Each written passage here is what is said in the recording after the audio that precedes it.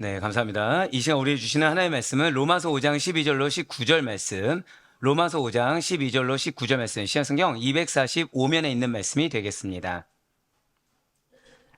로마서 5장 12절로 19절 말씀, 신약성경 245면에 있는 말씀 우리 한 절씩 교독하신 후에 마지막 19절 말씀은 한 목소리 합독하도록 하겠습니다. 제가 먼저 로마서 5장 12절 말씀 읽도록 하겠습니다. 그러므로 한 사람으로 말미암아 죄가 세상에 들어오고 죄로 말미암아 사망이 들어왔나니 이와 같이 모든 사람이 죄를 지었으므로 사망이 모든 사람에게 이르렀느니라. 죄가 율법이 있기 전에도 세상에 있었으나 율법이 없었을 때에는 죄를 죄로 여기지 아니하였느니라. 그러나 아담으로부터 모세까지 아담의 범죄와 같은 죄를 짓지 아니한 자들까지도 사망이 왕노릇하였나니 아담은 오실 자의 모형이라.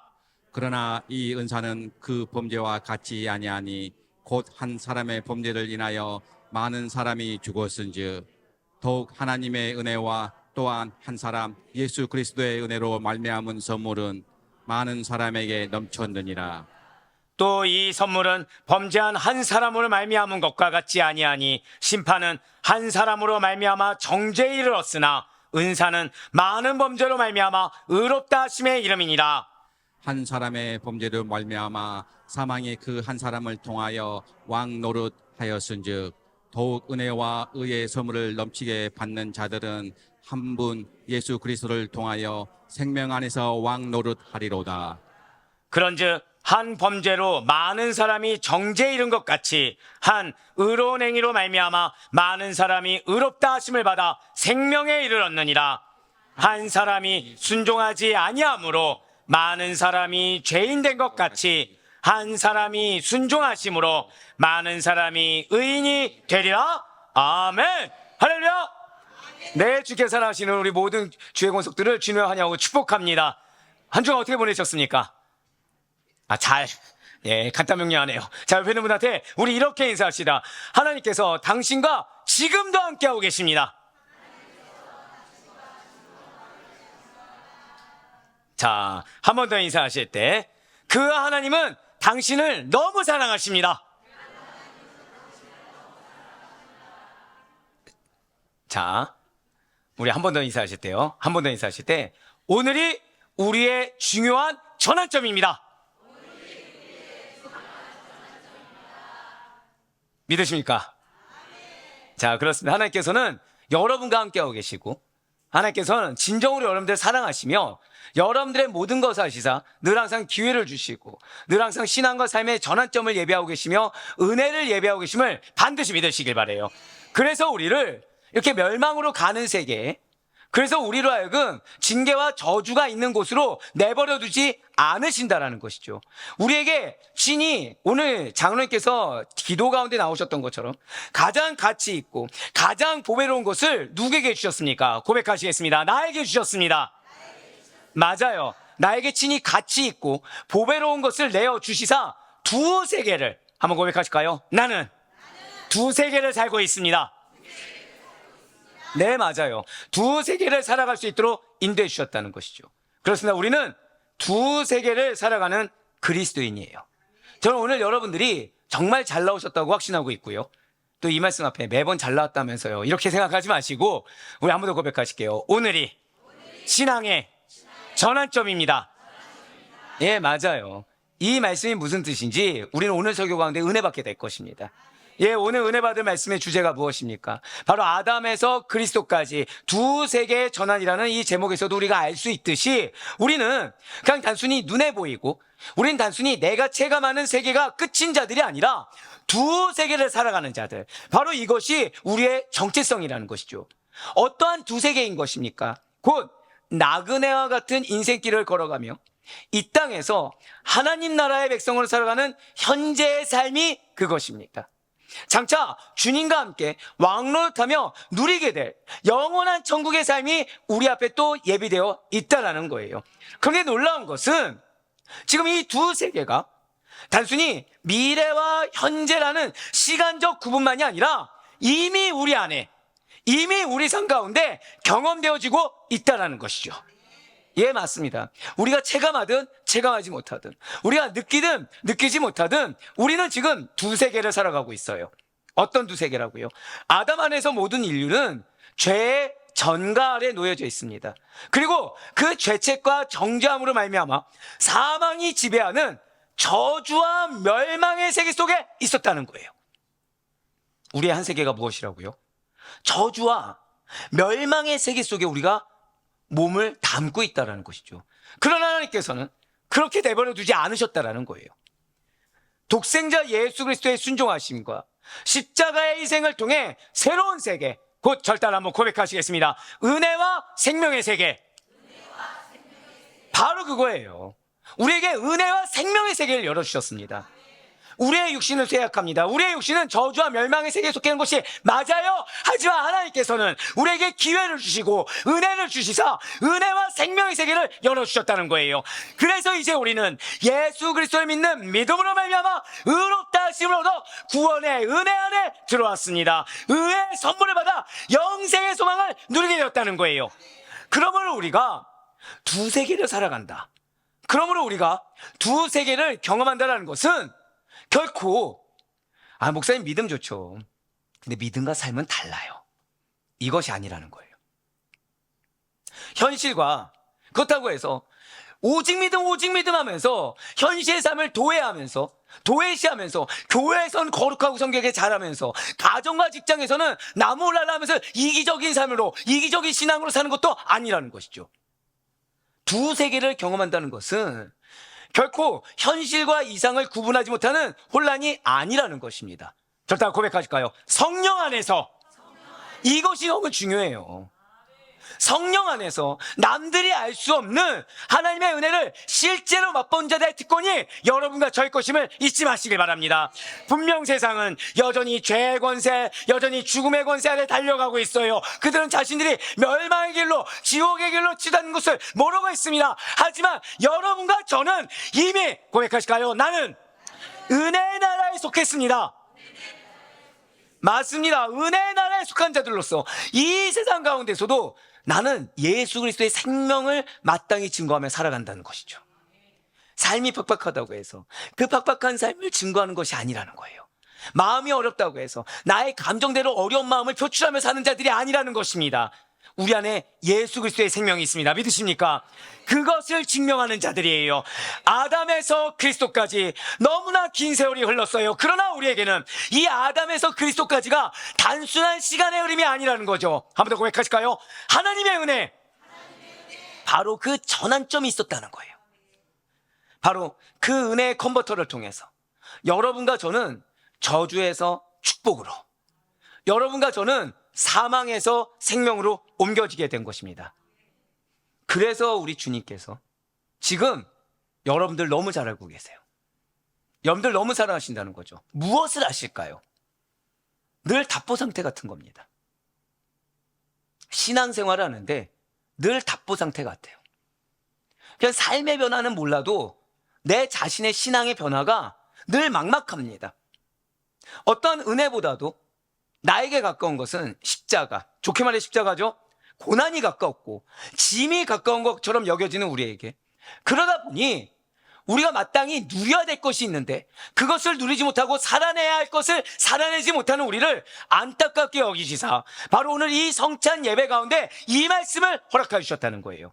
바로 오늘 거룩한 성찬식이 있는 오늘에 제일 적합하며 여러분과 저로 하여금 온전하고도 제대로, 한 번 더 고백하실까요? 나에게는 영향력이 있습니다.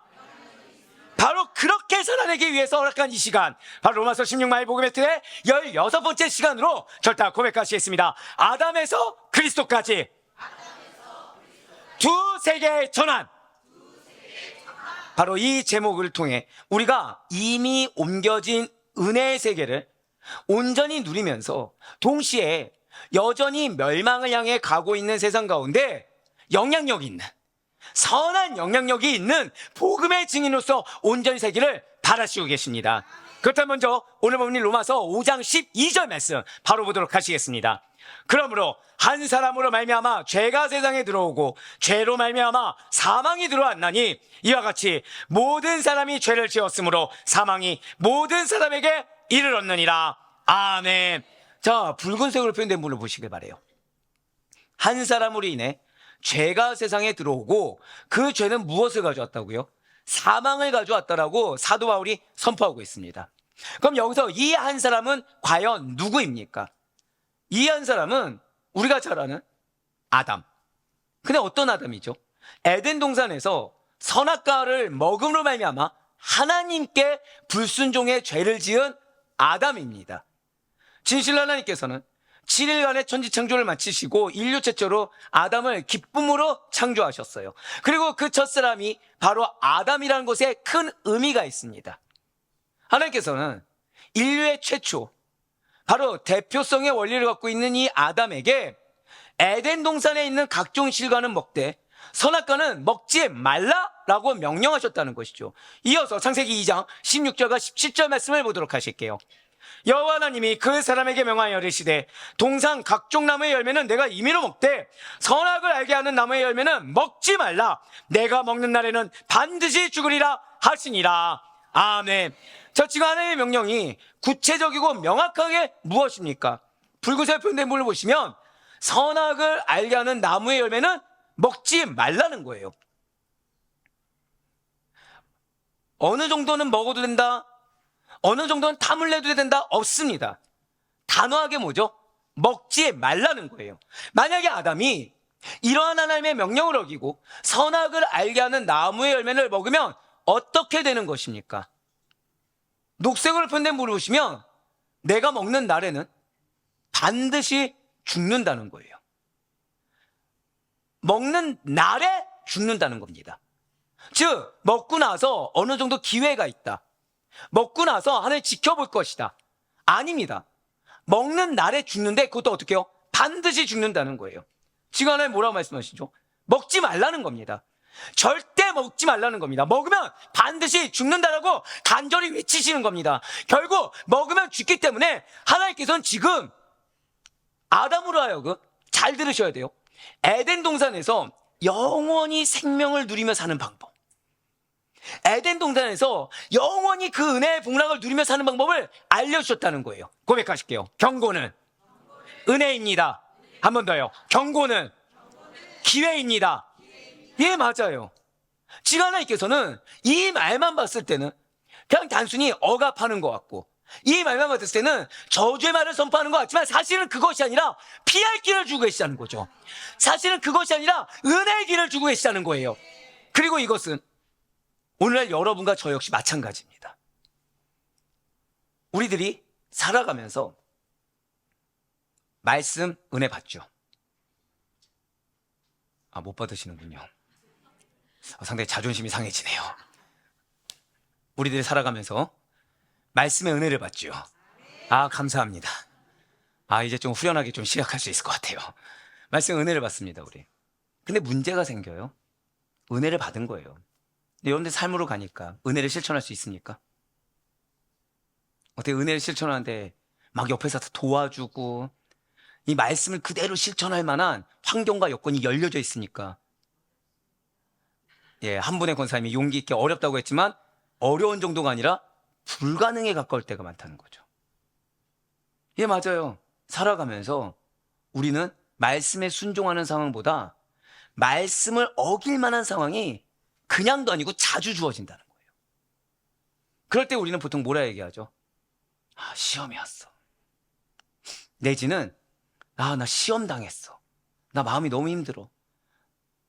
마치 어쩔 수가 없이, 나는 그 은혜대로 살고 싶었는데 어쩔 수가 없이 내가 시험을 당해 넘어졌다라고, 어쩔 수가 없이 내 그 시험 때문에 어려움을 겪었다라고 스스로를 위안하거나 그럴듯한 변명을 하면서 나 자신을 변호하려고 한다는 것입니다. 내 잘못만은 아니라는 거예요. 그러니까 나도 잘못은 있지만 사실 나는 잘못을 저지르지 않을 사람인데 누군가 동기부여를 했다는 거죠. 누군가 나를 건드렸다는 겁니다. 어떤 상황의 압박이라는 것이 나로 하여금 불순종하게 나를 이끌었다라는 핑계를 대는 거예요. 자, 그런데 엄연히 한번 따져볼까요? 지금 말씀의 은혜 누가 받았습니까? 죄는 누가 지었죠? 내가 지었어요. 다시 한 번 더요. 은혜 누가 받았습니까? 죄는 누가 지었습니까? 네. 하나님이 크십니까? 옆 사람이 큽니까? 하나님이 큽니까? 내 환경이 큽니까? 다 아시죠? 다 아시죠? 근데 지금 죄는 누가 지었어요? 뭐에 굴복해서? 옆 사람에 굴복해서. 뭐에 굴복해서? 환경에 굴복해서. 엄연히 따지면 죄를 지은 것은 나라는 거예요. 엄연히 따지면 시험 당함을 선택한 것이 누굽니까? 바로 나라는 거죠. 말씀이 곧 하나님입니다. 벌써 다 아멘 하잖아요. 그러니까 하나님이 여러분들에게 말씀을 주셨습니다. 그럼 이건 뭘 주신 거죠? 하나님 당신을 주셨죠. 옆에 있는 분한테 이렇게 인사하실게요. 우리 안에 성령님이 계십니다. 네, 우리 안에 성령님이 계세요. 여기에 대해서 뭐 주셨다고요? 말씀도 주셨어요. 여기에 대해서 갈 바를 알려주셨어요. 정확히는 지금 아담에게 얘기한 것처럼 피할 길도 주셨고 하지 말아야 될 것도 알려주셨습니다. 근데 그럼에도 불구하고 나는 무엇을 당했다고요? 시험 당했어요. 나는 어려움이라는 걸 당했어요. 이거 누가 선택한 겁니까? 바로 본인이라는 거예요. 그러면서 남 핑계를 댄다는 거죠. 그러면서 상황과 환경, 여건 때문에 그런 것이라고 이 문제의 원인을 본능적으로 또는 의도적으로 다른 데로 돌려버린다는 거예요. 이 말 자체가 나는 지금 내 옆 사람을 하늘보다 더 크게 보고 있습니다. 나는 지금 이 환경을 하늘보다 더 크게 보고 있습니다. 말로는 뭐라 그래요? 나는 하나님의 섭리를 믿습니다. 내 기도에 응답하시는 하나님이십니다. 하나님께서 합당하게 가장 선한 곳으로 압박에 인도하십니다. 라고 고백을 하면서 정작 나는 뭐라 핑계대고 있어요? 환경 때문에, 사람 때문에 문제의 원인을 본능적으로, 의도적으로 다른 데로 돌려버린다는 거예요. 여러분들 자녀가 문제를 푸는 거예요. 틀렸습니다. 문제가 틀렸어요. 근데 자녀가 이런 얘기하는 거죠. 동생이 옆에서 시끄럽게 떠들어서. 그러면서 집안이 너무 시끄러워서. 지금 틀린 문제의 원인을 누구 탓을 했어요? 자, 틀린 사람이 누굽니까? 아들이죠. 그냥 자녀라고. 자녀라고 생각했어요. 자녀가 틀렸죠. 자녀가 틀렸죠. 근데 핑계를 몰아대는 거예요? 동생 때문에. 그렇게 웃으면서 보시면 제가 마음이 어려워집니다. 동생 때문에 집안이 시끄러워서. 제 기도가 좀 시끄러워요. 저 지금 그러면 이 친구는 이 문제를 틀린 답을 다시 맞출 개선의 여지가 있는 겁니까? 없는 겁니까? 전혀 보이지가 않는다는 거죠. 고백하실까요? 문제는 문제로서 인정해야 합니다. 문제를 틀린 것이 나다. 내가 지금 이 공식을 잘못 맞추었다라고 인정을 해야, 틀린 것을 인정해야, 무엇이 잘못인지 인정을 해야 개선의 여지가 있는데, 아예 문제를 인정하지 않고 남 탓하고 아예 문제의 원인을 다른 데로 돌려버리면 개선의 여지가 전혀 보이지가 않는다는 거죠. 정답을 찾아갈 수가 없다는 거예요. 아무리 말씀의 은혜가 있고 아무리 성령께서 강물에서 인도하신다고 해도 정작 그 주체가 누구입니까? 하나님께서 나를 통로 삼아서 역사하길 원하셔서 나에게 말씀 주시고 나에게 성령 충만 주시며 나에게 찔림과 은혜의 길을 예비하셨는데, 정작 내가 그것을 인정하지 않고 누구 때문에 무엇 때문에 문제의 원인을 요리조리 피해간다고 한다면 개선의 여지는 전혀 보이지 않는다는 거죠. 이렇게 핑계대고 남 탓하면서 문제의 근본 원인인 나 자신을 개선시킬 만한 의지를 갖고 있지 않기 때문에 그러한 자들에게는 어떠한 변화의 가능성조차 전혀 보이지가 않는다는 거예요. 보통 이런 류의 사람들이 특히나 잘하는 것이 있습니다. 문제의 원인은 잘 지적을 해요. 누구 때문에 라고 요리조리 피해가면서 그 원인을 나를 제외한 다른 이유들로 잘 피해갑니다. 그런데 문제 해결은 자신이 합니까? 남이 합니까? 바로 그거예요. 문제 해결은 누군가에게 떠민다는 거죠. 누가 그랬더라면, 좀 더 적나라하게 말씀드릴까요? 내 남편이 이랬더라면, 내 아내가 이랬더라면, 내 부모님이 이 정도 해줬더라면, 내 자녀가 내가 이렇게 원하는 대로 이렇게 왔더라면 문제 해결을 누군가에게 떠민다는 거예요. 말로는 어떻게 하죠? 갖가지 거룩하고도 갖가지 신앙이 있어 보이는 것들을 점철시킵니다. 그래서 말만 들으면 이 이상의 의인이 없어요. 그런데 하지만 결국에 그 속내를 보면 책임과 해결의 의지를 늘 항상 하나님에게, 그리고 늘 항상 남에게 떠민다는 거예요. 언제나 나 자신보다, 나는 말은 잘했지만 실상은 언제나 능력 있는 사람들에게 기대어서 살아가려고 한다는 거죠. 무엇처럼요? 바로 우리가 잘 알고 있는 마치 기생충과 같은 삶의 패턴을 유지해버린다는 거예요. 기생충이 무엇입니까? 숙주라고 불리우는, 즉 혼자 힘이 없죠. 숙주라고 불리우는 다른 생물의 몸이나 그 몸 밖에 붙어서 숙주로부터 영양분을 빼앗아 생활하는 생물을 기생충이라고 합니다.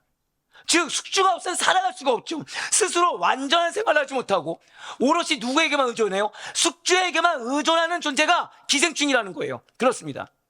이것은 우리 사회에서도 마찬가지죠. 강자에게, 아니 강자라고 여겨질 만한 사람에게 의존만 하면서 살아가는 자들이 존재합니다. 성인이 되어서도 경제적으로 독립하지 못하는 캥거루족 청년들이 그러해요. 또한 정상적인 경영활동으로는 생존이 불가능하지만 어떠한 정부 지원이나 어떠한 채권은행 지원으로 연명하는 좀비 기업이 또 그러합니다. 이들은 모두 무엇입니까? 기생하는 특징이 있다는 거예요. 말은 항상 포장은 잘해요. 하지만 결국 누구 힘으로 합니까? 남의 힘으로 한다는 거죠. 또한 사회의 일원으로 속하여서 도로나 다리나 공원 같은 사회 공공재를 사용하면서도 어떠한 비용이나 책임을 지지 않는 무임승차자, 즉 그들은 세금을 회피합니다. 하지만 복지는 먼저 누리려고 하고, 복지 누린 것을 당연하게 여기며 더 누리지 못하는 곳에 늘 항상 불만만 안고 살아간다는 거예요. 자, 이렇게 의존적이고 기생하며 무임승차하는 자들이 그 사회에 많이 늘어나게 되면 과연 그 사회는 어떻게 되겠습니까? 더 이상 이것은 단순한 한두 명의 개인의 문제가 되지 않는다는 거예요. 사회 전체의 건강성이 흔들리게 된다는 거죠. 왜입니까? 노력하지 않아도 혜택을 누리는 거예요. 그런 자들이 많아지면 누가 손해보는 것 같습니까? 열심히 정직하게 사는 자들이 손해를 보는 것처럼 보이게 돼요. 열심히 자신의 책임을 감당하며 살아가는 자들이 자신이 책임지지 않아도 되는 영역까지 부당하게 책임을 지게 된다는 것입니다. 그러니 더 살기가 팍팍해지거나 열심히 살던 자들도 이제는 지쳐서 더 이상 열심을 다하지 않게 된다는 거예요. 바로 이때 제일 먼저 무너지는 것은 사회 구성원 간의 신뢰가 무너지게 됩니다.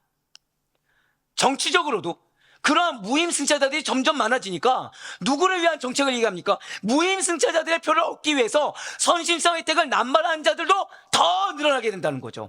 어차피 내가 안 해도 누군가가 하겠지 라는 심리가 공동체, 사회에 퍼져나가게 되면서 제일 먼저 약화되는 것이 책임감과 성실성이 약화되어진다는 거예요.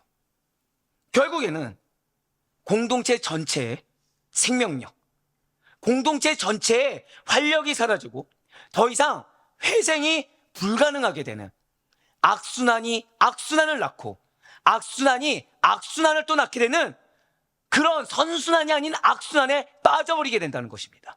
산성도 여러분들, 고백하실까요? 그래서 내가 중요합니다. 여러분들의 가정은 기도 제목이 있습니까? 없습니까? 없는 분이 없을 거예요. 다 있겠죠. 기도 제목이 무엇입니까? 두 가지죠. 하나는 문제인 거예요. 해결돼야 되는 문제. 두 번째는 뭐죠? 내 힘으로 됩니까? 안 됩니까? 문제에선 대답하지 않고 내 힘으로 안 된다는 거에선 대답하는, 내 힘으로 안 돼요. 근데 하나님이 지금 누구에게 기도를 시키셨습니까? 고백하실까요? 나에게 기도를 시키셨습니다. 맞아요. 우리는 그 악순환을 끊을 존재입니다. 우리는 그 악순환을 끊는 존재예요. 내 가정이든 사회든 어떠한 문제 때문에 어려워할 수는 있겠죠. 하지만 어려움에 잠식되는 자들이 아니라, 고백하실까요? 내가 끊는 존재로 부름받았습니다. 그렇습니다. 진실로 하나님께서는 그래서 여러분들에게 말씀을 주셨어요. 누가 하신 말씀이라고요? 하나님이 주신 말씀이에요. 누구에게요? 고백하실까요? 나에게 맞아요. 바로 나에게 주시는 말씀입니다. 이것은 하나님께서 다른 누군가가 아닌 바로 여러분과 제가 내가 지키고 내가 행하라고, 그래서 내가 끊어내야 된다고 주신 말씀인 줄 반드시 믿으시기 바랍니다. 우리가 시험이라고 하는 것들도 사실은 피할 길을 내주시겠다, 감당한 힘을 주시겠다라는 약속에 따라 하나님께서 시험 당하지 않도록 미연에 방지해 주기 위해서, 하나님께서 그 시험을 이겨내도록 미연에 힘주시기 위해서 주신 말씀의 사실을 반드시 잊지 마시길 바라요. 그래서 사도 바울이 이렇게 선포하고 있는 것입니다. 고린도전서 10장 13절의 말씀입니다. 사람이 감당할 시험 밖에는 너희가 당한 것이 없나니 오직 하나님은 미쁘사 너희가 감당하지 못할 시험 당함을 허락하지 아니하시고 시험 당할 즈음에 또한 피할 길을 내사 너희로 능히 감당하게 하시느니라. 아멘. 그렇습니다. 여러분들이 내가 누구 때문에 시험에 걸렸어, 내가 어떤 환경 때문에 어려워졌어라고 하는 것은 사실 고백하실게요, 이미 말씀을 주셨습니다. 바로 그거예요. 그래서 그 시험이라는 고리, 그 시험이라는 악순환을 끊어버리라고 이미 말씀 주셨다는 거죠. 바로 이거예요. 시험 당함을 허락하지 아니하시고 시험 당할 즈음에는 피할 길을 내주셔서 여러분들로 하여금 능히 감당하게 하시겠다. 고백하실까요? 나에게 승리를 예비하셨습니다. 이것이 하나님께서 믿는 모든 자들에게 주시는 약속인 줄 믿으시길 바랍니다. 그렇다면 좋아요. 그럼 아담은 이렇게 하나님께서 미리, 하나님께서 아담이 시험 든 다음에 말씀하셨습니까? 미리 말씀하셨습니까? 그거 기억하셔야 돼요. 지금 첫 번째로 미리 말씀해 주셨죠. 그럼 그 미리 말씀해 주신 그 말씀을 잘 붙잡고 그 하나님께서 주신 명령을 잘 지키고자 하며 어떠한 핑계도 안 되었습니까? 하나님의 명령에 대해서 미리 주신 그 말씀, 나에게 미리 말씀해 주실 땐 이유가 있지. 자, 방금 뭐라 말씀드렸어요? 고백하실게요. 나에게 주신 말씀에는 이유가 있습니다. 예, 그렇게 여러분들의 고백처럼 아담이 생각해서 그 말씀이 정말 나의 살 길로 여기고 내 마음이 어떠하든 내가 체감이 어떠하든 정말 그것이 나의 살 길이다. 이 감정이 나를 책임지지 못한다. 내가 제거하는 이 감각이 나를 책임지지 못한다라는 믿음 안에 적극적으로 하나님의 말씀을 지키고자 노력했습니까? 인류에게 지금 문제는 아담으로 끝나지 않았죠. 우리 이미 답을 알고 있어요. 인류에게 죄가 어떻게 들어왔는지 설명하고 있는 창세기 3장 말씀 한번 보시길 바라요. 창세기 3장 4절부터 6절까지의 말씀입니다. 뱀이 여자에게 이르되 너희가 결코 죽지 아니하리라. 너희가 그것을 먹는 날에는 너희 눈이 밝아져 하나님과 같이 되어 선악을 알 줄 하나님이 아심이니라. 여자가 그 나무를 본즉 먹음직도 하고 보암직도 하고 지혜롭게 할 만큼 탐스럽기도 한 나무인지라. 여자가 그 열매를 따먹고 자기와 함께 있는 남편에게도 주매 그도 먹은지라. 아멘. 자, 지금 뱀이 유혹을 했어요. 근데 그 유혹이 쉽게 말씀드릴까요? 이겨내기 힘든 유혹입니다. 고백하실게요. 나에게 있는 시험은 어려운 것이 당연합니다. 예, 시험은 원래 그래요. 시험은 넘어가기 딱 좋게. 여러분들이 경험하지 않으셨습니까? 이 말만 안 했으면 좋겠는데 내 배우자가 꼭 그 말로 나를 건드리는 거죠. 이것만 아니면 좋겠다고 여기는데 그걸 통해 공격하는 겁니다. 그게 당연하다는 거예요. 그게 시험입니다. 지금 여자는 걸렸어요.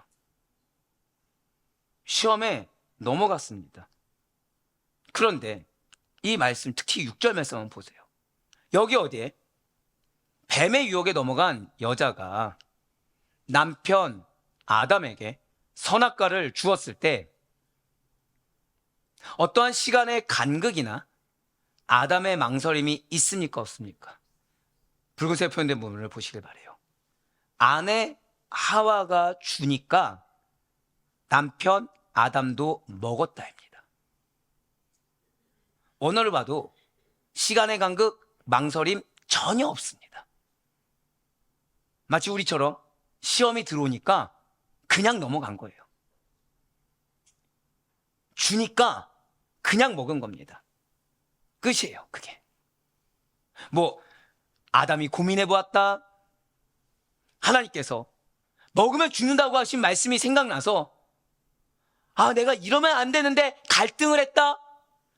말씀을 어기면 안 된다는 절대성을 가졌기 때문에 망설였다. 또는 아내 하와에게 너 그러면 안 돼 라고 만류해 보았다. 기록되어 있습니까? 안 되어 있습니까? 전혀 기록되어 있지 않다는 거죠.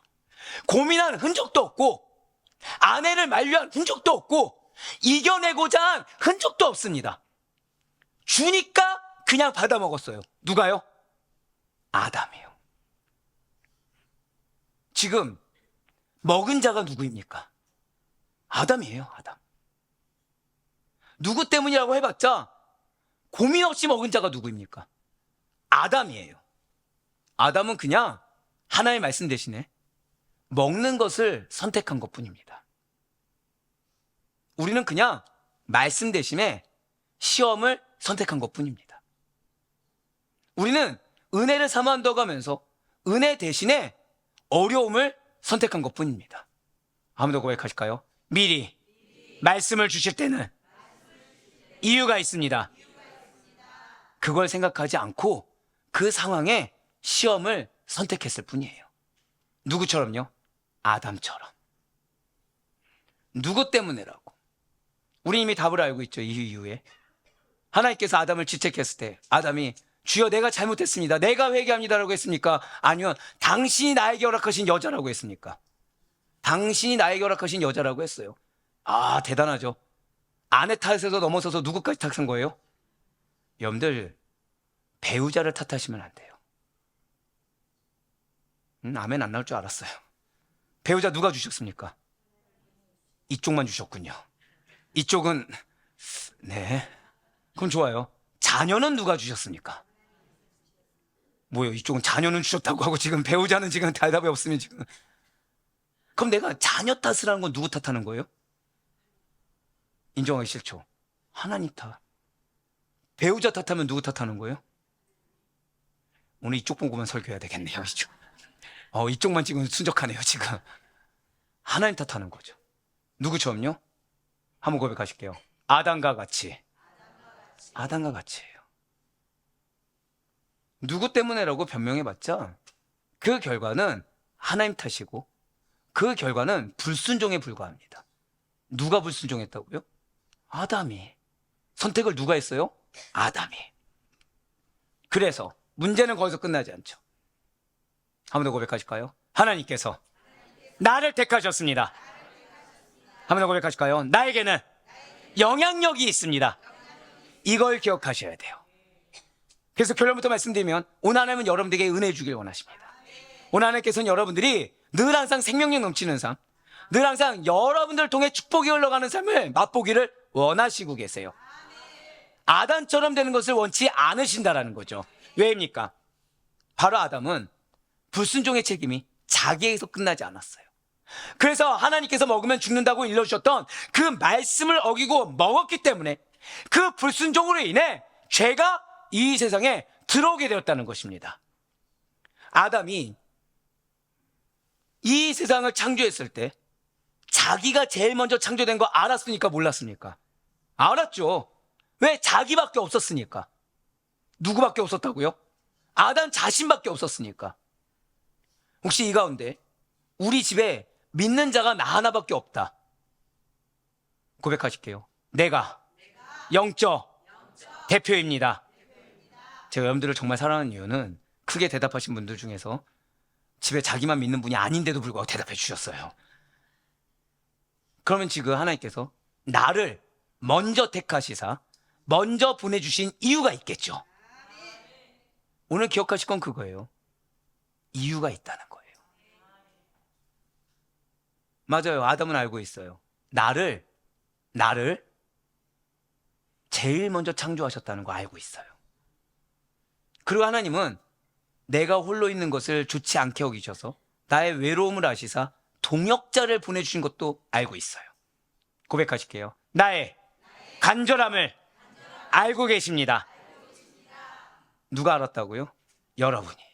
누가 알았다고요? 아담이. 근데 아담은 미혹 앞에서, 사단의 시험 앞에서 그걸 놓쳤어요. 염대의 정체성은 하나님이 택하셨다는 거예요. 염대의 정체성은 하나님이 여러분들을 부르시사 여러분들의 기도에 응답하시는 하나님이시라는 거예요. 우린 그걸 잊어서는 안 돼요. 무엇 앞에서? 시험 앞에서도, 어려움 앞에서도 우리는 아담처럼 되면 안 됩니다. 왜요? 아담은 자신을 처음 불렀다, 자신의 간절함을 하나님께서 알고 계시다를 놓쳤어요. 무엇 앞에서? 시험 앞에서. 그 결과 아담은 에덴 동산에서 처음 지은 바 되었을 때 누리게 될 영원한 생명을 상실하게 되었습니다. 그 결과, 그리고 이 아담이 지은 죄는 자신에서 끝나지 않고 모든 인류에게 전가되어 버리고 말았어요. 오늘 보면 로마서 5장 12절 말씀 다시 한번 더 보도록 하시겠습니다. 지금 붉은색 폰데몰을 보시면 이와 같이 모든 사람이 죄를 지었으므로 사망이 모든 사람에게 이르렀느니라 라고 말씀하고 있어요. 죄가 세상 안에 들어오게 된 원인이 누구입니까? 최초로 자신을 불러주신, 하나님의 뜻을 잊어버렸던 아담의 불순종이에요. 이러한 아담의 죄가 전가되어서 모든 인류는 태어날 때부터 원죄를 가지게 되었습니다. 사실 많은 성도님들이 이에 대해서, 아니야 목사님, 아담이 나와 무슨 상관이 있어서 죄가 전가된다는 겁니까? 이 아담 선악과를 먹은 지가 언제며 대체 언제적 고리타분한 이야기가 나한테 적용이 된다는 것입니까? 아담과 내가 무슨 상관이 있습니까? 나 솔직히 이 말씀 그렇게 와닿지 않습니다 라고 생각하는 성도님들이 의외로 많아요. 그럴 수 있죠. 의구심 가질 수 있죠. 왜? 모르니까. 하지만 이것을 명확하게 이해하고 이제 여러분들이 한 번 더 고백하실게요. 내가 중요합니다. 이 의미를 바르게 알기 위해서는 한 번 더 고백하실까요? 대표와 연합의 원리. 바로 그거예요. 대표와 연합의 원리를 반드시 아셔야 됩니다. 자, 이 대표와 연합의 원리가 무엇입니까? 하나님께서 한 인격을, 한 사람을 언약적 대표로 세우실 때, 우리 한 번 더 고백하실까요? 우리 가정에는 약속이 있습니다. 바로 그렇게요. 누굴 통해 주셨습니까? 또 이런 말 때는 또 대표란 말 때문에 또 대답하지 아니하시고 고백하실게요. 나에게 약속을 주셨습니다. 네, 맞아요. 그렇게 세우셨을 때 그가 하나님 앞에서 행한 순종 혹은 불순종의 법적 결과가 그와 언약적으로 연합된 모든 이들에게 동일하게 전가되는 것을 의미해요. 우리 한번 더 고백하실게요. 나의 순종이 절대 헛되지 않습니다. 그 순간 열매가 없는 것처럼 보여질 수 있습니다. 아담이 선악과를 그동안 잘 안 먹었을 거 아니에요. 근데 뭐만 기록되어 있죠? 먹은 것만 기록되어 있죠.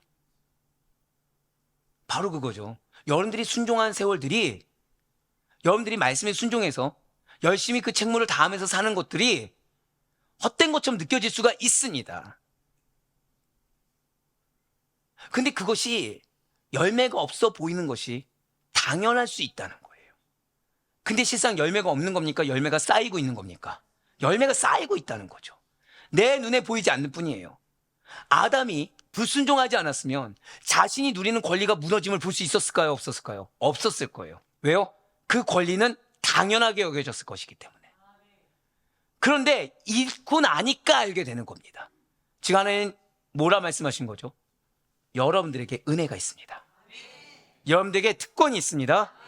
그거 잃지 말라는 거예요. 조금 막막하다 하고 조금 답보 상태인 것 같다고 쉽사리 시험에 들지 말라는 거예요. 왜? 너희를 위해 예비한 것이 있고 미리 준 것이 있는데 그 감정 때문에, 그 사람 때문에, 그 환경 때문에 쉽사리 포기하냐는 거예요. 그렇기 때문에 아담이 불순종하여 받게 된 결과를 아담과 연합된 자들이라고 한다면 모두 다 똑같은 결과를 맞이할 수밖에 없다는 거죠. 좀 더 쉽게 말씀드릴까요? 만일 한 회사 대표가 파산을 했습니다. 그런데 회사 구성원 중에 한 명이, 직원 중에 한 명이 아니, 그거 회사가 파산한 거지. 내가 파산한 건 아니잖아. 나는 이 회사에서 계속 일할 거야! 라고 하면은, 가능하니까 불가능합니까? 불가능하죠. 뭐 일은 할 수 있겠죠. 근데 언젠가는 내쫓기게 될 것이고, 일한 대가 있습니까? 없습니까? 대가가 없겠죠. 왜? 회사가 파산했으니, 급여를 줄 자가 있습니까? 없습니까? 없어요. 대표의 파산이라는 것은 회사가 없어지는 것을 의미합니다. 여러분들이 중직을 위해서 기도해야 되는 이유가 있어요. 목회자를 위해서 기도해야 되는 이유가 있습니다. 뭐 떠받들라? 이 얘기가 아니죠. 본이 돼야 돼요. 믿는 자로서 본이 돼야 됩니다. 하나님께서 중직을 세우실 때는 그 중직을 통해 일하기 위함입니다. 근데 그 일을 하기 위한 가장 첫 번째는 성도로 하여금 본이 돼야 돼요. 목회자가 본이 돼야 되고 중직이 본이 돼야 됩니다. 근데 만약에 목회자가 본이 되지 않고 시험만 줍니다. 중직이 본이 되지 않고 시험만 줍니다. 그러면 사실은 교회의 머리는 분명 예수 그리스도이지만 그 예수 그리스도에서 친히 통로로 일하시는 그 자들이 썩었다고 한다면 이미 그 교회는 끝난 거예요. 방법은 하나죠. 통회자복해야죠. 회개해야죠. 그거 외엔 답이 없다는 거예요. 맞습니다. 없어진 회사에 직원 혼자만 계속 근무할 수는 없어요. 이러한 대표와 연합의 원리에 따라 하나님께서는 아담을 인류의 대표로 세우셨어요. 우린 다 그걸 믿고 있죠. 창조 후 하나님께서 첫 번째 사람으로 창조하신 사람이 누구예요? 아담이요. 대표의 원리예요. 그래서 아담이 하나님과의 언약을 깨뜨리고 범죄했을 때, 그래서 아담이 고백하실게요. 아담에게는 위치가 있습니다. 그거를 놓치고 범죄했을 때 그 죄의 결과는 아담 개인에게만 머무르지 않았습니다. 아담과 연합된 모든 인류에게 동일하게 전가되었어요. 그렇기 때문에 이 세상에서 태어나는 모든 사람은 이 아담 안에서 죄인이 되었고 죄의 삭신 사망이 모든 사람에게 임하게 된 것입니다. 우린 때로 왜 나만 이렇게 인내해야 되냐, 우린 때로 왜 나만 이렇게 신앙생활하면서 나만 더 바빠야 되고, 나만 더 참아야 되고, 나만 더 눈물 흘려야 되고, 나만 더 무언가 구속된 것 같은 삶을 살아야 되냐고 항변할 때가 있습니다. 그게 사단이 주는 마음이에요. 감사한 거는 왜 우리가 그렇게 살아야 됩니까? 성경은 여기서 멈추지 않았기 때문이에요. 만약에 우리가 그냥 아담과 연합된 자로서 죄의 노예를 산다고 한다면 우린 그렇게 살 필요가 없겠죠. 방종해도 되겠죠. 하지만 왜 우리가 말씀에 순종하게, 왜 우리가 말씀대로 살게 하나님께서 우리를 섭리하고 계신 것입니까? 이유는 성경이 바로 아담에서 멈추지 않았기 때문이에요. 진실한 하나님께서는 또 다른 대표, 곧 둘째 아담이신 누구요? 예수 그리스도를 세워주셨습니다. 할렐루야. 아담 안에서 모든 인류가 죄와 사망 아래 놓였다고 한다면 이제는 예수 그리스도 안에서 모든 믿는 자가 의롭다 하심을 얻게 되었습니다. 영원한 생명을 누릴 수 있는 길이 열리게 되었다는 거예요. 그렇습니다. 잘 기억하셔야 돼요. 아담의 범죄가 속한 인류에게 죄책인 사망을 가져오고 정죄를 가져오고 징계를 가져왔다고 한다면 이와 반대로 예수 그리스도의 순종을 통해, 예수 그리스도의 은혜를 통해 그의 이름을 믿는 모든 자마다 의의 선물을 전가받게 되었어요. 아담의 불순종의 죄가 죄책인 사망을 가져왔지만 예수 그리스도의 순종하심이, 그분의 은혜는 의의 선물을 남기게 되었다는 것입니다. 한번 고백하실게요. 내가 중요합니다. 바로 그거예요. 그래서 여러분과 저는 더 이상 심판을 두려워하는 자들이 아니라 의의 선물을 받아 의롭다 하심을 얻은 은혜의 권속으로 살아가게 됐다는 것이죠. 그래서 여러분을 통해 하나님께서는 고백하실게요. 나의 가정은 은혜의 가정입니다. 그걸 하나님께서 원하신다는 거예요. 맞습니다. 사랑하는 우리 성도 여러분들, 우리 아델포의 교회는 처음 개척할 때부터 지금까지 한 번 더 고백하실까요? 한 사람이 중요합니다. 바로 그런 영적 원칙을 갖고 있어요. 저는 처음부터 여러분들한테 내가 환경이 어떠냐가 중요하다 이거 따지지 않았습니다. 한 사람이 중요해요. 이렇게 한 사람이 중요하다는 것은 한 번 더 고백하실까요? 나에게 가치가 있습니다. 바로 그거예요. 하나님의 사람으로서 한 분, 한 성도가 가지는 그 가치가 너무나도 크고 존귀하다는 거예요. 한 번 더 고백하실까요? 나에게는 하나님의 의미가 있습니다. 그게 그만큼 크고 존귀하다는 것입니다. 여러분들은 가치가 있는 분들이에요. 여러분들은 하나님 안에서 크신 의미가 있으신 분입니다. 내가 알 수 있을까요? 모를 수 있을까요? 알 수도 있고 모를 수도 있지만 하나님께서 부여하신 가치와 의미는 내가 감히 다 알 수 없겠죠. 하지만 변치 않는 사실은 하나님께서 여러분들에게 가치를 부여하셨고 하나님께서 여러분들에게 의미를 부여하시사 고백하실게요. 나로 인해 변화됩니다. 바로 그걸 약속해 주셨다는 거예요. 이렇게 또한 한 사람이 중요하다는 것은 방금 우리가 나로 인해 변화된다. 무슨 뜻일까요? 그만큼 영향력이 크다는 거예요. 한 번 더 고백하실까요? 나에게 영향력이 있습니다. 반드시 잊지 말아야 될 것은 여러분들이 중요한 가치가 있고 여러분들은 분명 영향력이 있다는 거예요. 그렇기 때문에 가치 있는 자로서, 그렇기 때문에 영향력이 있는 자로서 그에 합당하게 가치 있는 삶을 살아야 돼. 한 번 더 고백하실게요. 나에게는 책임이 있습니다. 그것이 주어졌다는 거죠. 우리들이 사회에서 흔히 쓰는 표현 중에 노블리스 오블리주라는 표현이 있습니다. 이 표현이 무엇이죠? 많은 분들이 가진 자는 베풀어야 된다라는 그런 식으로 잘못 해석해요. 하지만 원칙적으로는 그것이 아니에요. 이 표현은 높은 지위에 상응하는 도덕적인 의무가 있다라는 뜻입니다. 이거는 사실 불어예요. 그래서 노블리스는 귀족이고 오블리주는 의무입니다. 그가 이 말은 본래 무엇이냐? 귀족은 귀족다워야 한다 라는 프랑스어 속담 노블리스 오블리주에서 유래한 것으로서 지금은 잘 기억하셔야 돼요. 사회에 지도적인 지위에 있는 사람들, 리더들은 마땅히 지녀야 할 도덕적인 의무가 있다. 그것을 뜻하는 말로 사용되어지고 있다는 거죠. 그렇습니다. 지도층들이, 리더들이 사회로부터 정당한 대접을 받기 위해서는 자신이 누리는 명예만큼, 자, 지금 자신이 누리는 어떠한 물질이라 했습니까? 아니에요.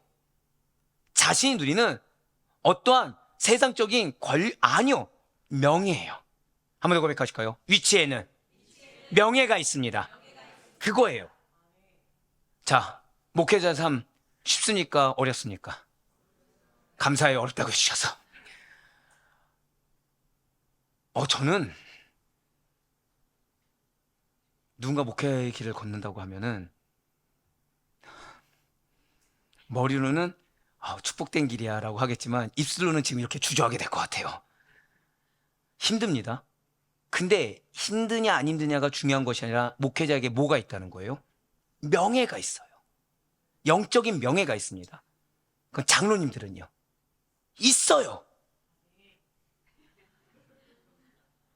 사실은 도와달라 그랬어요. 왜냐 아내분들이 아멘 안 할 것 같았거든요. 자, 장로님들에게 뭐가 있다고요? 명예가 있어요. 어쩌면 내가 누리는 것보다 특히나 우리 장로님들만큼 바닥에서 희생한 분들이 또 어디 있겠습니까?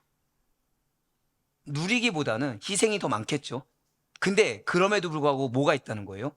명예가 있다는 거예요. 근데 그 명예만큼 의무를 다해야 된다는 것입니다. 왜일까요? 하나님이 알아주시기 때문이에요. 이 세상 사회에서 존경받는 지도층이 이러할진데 하늘나라 천국이 예비된 왕같은 제사장으로 부름받은 성도님들은 오죽하겠습니까? 하나님께서 택하신 중직자들은 오죽하겠습니까? 그래서 우리는 스스로에게 질문을 던져봐야 돼요.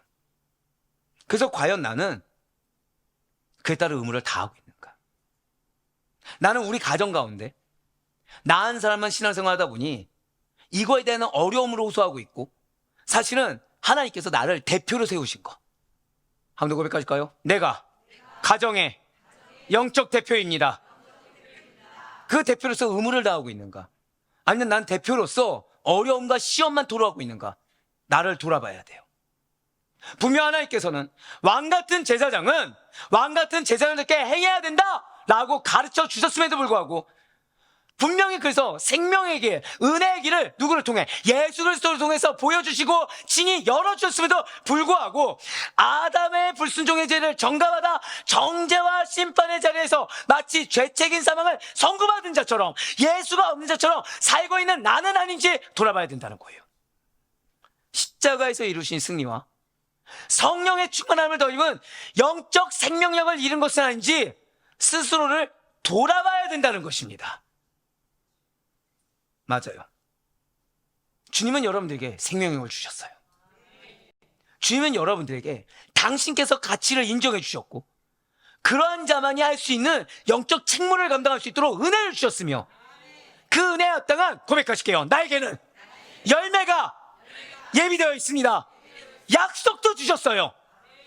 거룩한 하나님을 받은 이러한 그분의 놀라운 사랑과 충직한 믿음, 인내를 이룬 소망과 같은 선한 열매들은 그 고작 시험 하나 때문에, 고작 사람 하나 때문에, 고작 환경 하나 때문에 다 내다버린 자처럼 내가 살고 있는 것은 아닌지, 나의 모습을, 나의 행실을 다른 것이 아니라 자꾸 사람에 비추어서 어쩔 수 없었다는 것도 아니고 환경에 비추어서 모른 척하는 것이 아니라 고백하실게요. 말씀의 거울, 거기에 비추어서 말하고 인정해야 된다는 거예요.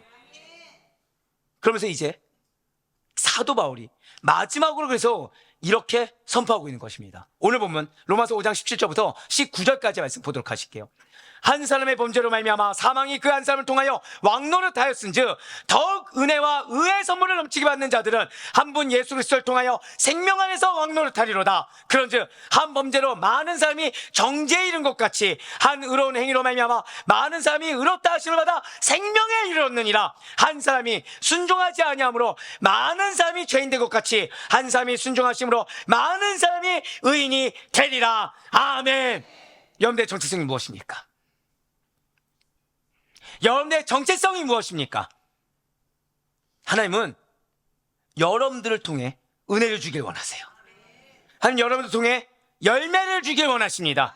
하나님 여러분 통해 한번 고백하실게요. 나의 가정에 활력을 주길 원하십니다. 회복 정도가 아니라 활력의 열매, 생명력의 열매를 주길 원하신다는 거예요. 예, 맞습니다. 우리의 정체성은 시험 가운데 지지부진함, 어려운 가운데 죽어가는 자들이 아니에요. 마음이 어렵다고 해서 포기하는 자들이 아니에요. 우리의 정체성은 세상에서 구별되어 하나님의 부르심과 하나님의 택하심을 받은 하나님의 자녀입니다. 사망의 지배를 받는 자, 그래서 매일같이 어려워하고 낙심하고 괴로워하고 어쩔 수 없이 살아가는 그런 자가 우리의 정체성이 아니라는 거예요. 몸은 죽여도 영혼은 죽일 수가 없고 생명을 주관하는 하나님 안에서 절대 고백하실게요. 나에게는 승리가 주어졌습니다. 그것이 우리라는 거예요. 그렇기 때문에 사랑하는 성도 여러분들, 더 이상 사망이 왕노릇하도록 나를 내버려 둬서는 안 돼요. 하와가 뻔히 미혹하는 걸 아는데 생각 없이 받아먹는 자가 우리가 되어서는 안 돼요. 우리의 정체성을 잊어서는 안 됩니다. 지금 17절에서 선포하는 것 같이 은혜와 의의 선물을 넘치게 받는 자들이 우리예요. 우리의 정체성이 무엇이라고요? 고백하실게요. 나는 이미 은혜와 의의 선물을 넘치게 받았습니다. 이것이 우리예요. 그렇습니다. 우리 모두는 예수 그리스도를 통해서 생명 안에서 왕노릇하는 자들로서 의롭다 하심을 받아 이미 생명에 이르게 된 자들입니다. 사망의 지배가 아니라 우리를 지배하는 것은 무엇이라고요? 한 번 더 고백하실게요. 생명의 지배. 바로 그거예요. 그러한 여러분과 저는 언제나 그리스도의 생명으로 충만한 삶을 살게 되었어요. 은혜의 선물을, 의의 선물을 넘치도록 부여받은 삶을 살게 되었다는 것이죠. 이미 주셨는데 한 번 더 고백하실게요. 나를 통해 은혜와 의의 선물을 주십니다. 바로 그거예요. 바로 그거예요. 우리의 가정 어려울 수 있죠. 우리의 가정 막막해 보일 수 있고 답보 상태일 수 있고 해결책 보이지 않을 수 있고 대화조차 안 될 수 있죠. 당연해요. 왜요? 사망의 지배를 받고 있으니까. 고백하실까요? 그래서 나를 보내셨습니다. 그래서 나를 보낸 거예요. 나를 통해 그 막막함의 악순환을 끊으라고. 나를 통해 그 좌절의 악순환을 끊으라고. 나를 통해 사망의 지배를 받는 자들이 정말 생명력 넘치는 삶이 무엇인지를 도전받고 변화되라고 한 번 더 고백하실게요. 하나님께서 나를 세우시고 나를 보내셨습니다. 바로 그거예요. 이게 우리가 마땅히 살아야 될 삶의 정체성인 것입니다. 이 모든 거 나로 인함이 결코 아니에요. 오직 하나님의 은혜요, 예수 그리스도의 의로운 행위 덕분입니다. 아담의 행위가 불순종의 범죄였다고 한다면, 그래서 죄의 본이 되었다고 한다면, 아담이 무슨 본이 되었다고요? 죄의 본. 의의 본이 되라고 하나님께서 대표로 택해주셨는데 죄의 본이 되었다고 한다면 예수님의 행위는 다르시다는 거죠. 하나님의 뜻에 따라 십자가 대속사역을 감당하신 순종의 본이요, 은혜의 본이 되어주셨습니다. 우리 한번 더 고백하실까요? 내가 은혜의 본이 되어야 합니다. 바로 그거예요. 그래서 불러주셨어요. 그러니까 내가 누구 때문에 마음이 어려졌다? 어리석은 얘기입니다. 그들은 사망의 지배를 받기 때문에 죄의 본이 되는 거예요. 죄의 본이 된 자와 대화해봤자 뭐만 나옵니까? 죄만 나오겠죠. 죄의 본이 된 자와 대화할 때 어떤 자세로 서 있어야 됩니까? 은혜의 본이 되는 자로 서 있어야 되는 거예요. 말씀에 순종하는 자의 본으로 서 있어야 되는 거예요. 인간의 죄를 사하기 위해 십자가에서 자기 목숨을 바치신 그 완전한 복종이 피를 흘리셨죠. 온 피와 물을 쏟아내셨죠. 자기 살을 찢어주셨죠. 그러한 완전한 복종이 예수 그리스도께서 행하신 의로운 행위자 순종이요, 그로 인해 여러분과 저는 은혜의 열물과 의의 선물을 맛볼 수가 있게 되었어요. 벌써 감이 오시죠? 성찬이 바로 그걸 기억하는 거예요. 성찬이 바로 그걸 결단하는 것입니다. 한 번 더 고백하실게요. 내가 본이 되어야 합니다. 내가 책임을 다해야 합니다. 명예롭게 사세요. 가치 있게 사세요. 어려울 수 있죠. 시험 들 수 있죠. 그래서 성찬이 중요해요. 성찬을 통해 결단하는 것입니다. 하나님과 동등되신 예수님께서 자기를 낮추시고 하나님께 죽기까지 복종하심으로 말미암아 죄의 영향을 주신 것이 아니라 의의 본이 되사 은혜의 영향을 주신 것처럼 나 또한 예수님께서 보여주신 순종의 본을 따라 하나님 나라와 그분의 뜻을 이루는 삶을 통해 하나님께 영광이 되겠다고. 그래서 나에게 속한 나의 가정들이, 나의 영혼들이 나로 인해 은혜를 경험하겠다고 결단하는 시간이 되는 거예요. 그로 인해 생명력 넘치는 삶, 은혜와 의의 선물이 넘치는 삶을 마땅히 누리는 여러분과 저, 그 여러분의 가정과 영혼이 되어야 된다는 것입니다. 맞아요. 그래서 우리들의 성찬이 중요해요. 분명 우리는 성찬을 통해 결단하며 나아가야 하는 것입니다. 그와 동시에 한 번 더 고백하실게요. 내가 먼저 회복해야 합니다. 바로 그거예요. 회복의 은혜를 누릴 수 있어야 돼요. 우리들의 신앙의 전환점을 맞이해서 우리들의 삶의 변화를 맛볼 수 있는 시간이 성찬이라는 거예요. 오늘 이 은혜가 여러분과 저희 곳으로 예비되었음을 믿으시길 바랍니다. 사울의 아드보의 성도 여러분들, 오늘 말씀을 통해 우리는 아담에서 그리스도까지 두 세계의 전환이라는 복음의 큰 그림을 분명히 볼 수 있었습니다. 맞습니다. 하나님은 여러분들의 삶에 전환점을 주길 원하세요. 사망의 심판이 지배하는 현실의 세계 속에서도, 그래서 점점 죽어가는 것 같고 점점 포기하고 싶고 점점 낙심하는 그 현실 속에서도 우리들은 예수 그리스도를 믿는 믿음으로 말미암아 생명 안에서 왕노릇하는 하나의 백성임을 되새겨야 합니다. 그렇기 때문에 의롭다 하심을 받은 은혜의 백성으로 살아가야 된다는 것을 되새기고 선포하며 나아가야 돼요. 이 전환이라는 것은 결코 우리의 힘이 아니에요. 전적인 하나님의 은혜와 그리스도의 의로운 행위 덕분인 것입니다. 그렇기 때문에 우리는 그의 공로를 덜입은 자에 합당하게 내가 받은 은혜를 일상 속에 증거하며, 맞아요, 절대 고백하실게요. 나에게 거룩한 책임이 있습니다. 그것을 선포하며 책임감 있는 삶을 살아가야 돼요. 그러한 우리 성도님들에게 반드시 주님께서는 나의 순종을 통해 예비된 생명력 넘치는 삶, 은혜의 선물이 넘치는 삶, 의의 선물이 넘치는 삶을 살게 하시는 것입니다. 오늘 우리가 참여한 성찬은 바로 이 결단을 새롭게 하는 자리예요. 시험이 크십니까? 막막하십니까? 이제 지긋지긋하십니까? 이제 포기하고 싶습니까? 그래서 나에게 이 성찬을 주신 줄 믿으시길 바라요.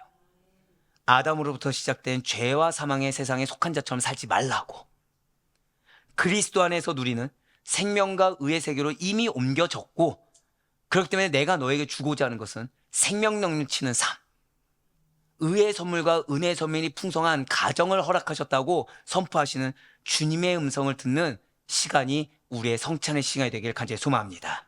그래, 바라옵고 얻기는 아담에서 시작된 죄와 사망의 세상에서 그리스도 안에서 누리는 생명과 의의 세계로 이미 옮겨졌음을 반드시 기억하시는 가운데 내가 마땅히 누릴 것은 무엇이라고요? 생명 넘치는 삶. 우리 가정이 누려야 될 것은 무엇이라고요? 은혜와 의의 선물이 가득한 삶. 그것을 결단하시며 이 성찬을 통해 하나님께서 부어주시는 회복의 은혜, 하나님께서 부어주시는 그 축복의 은혜가 가득할 수 있기를 주님의 이름으로 간절히 축원합니다.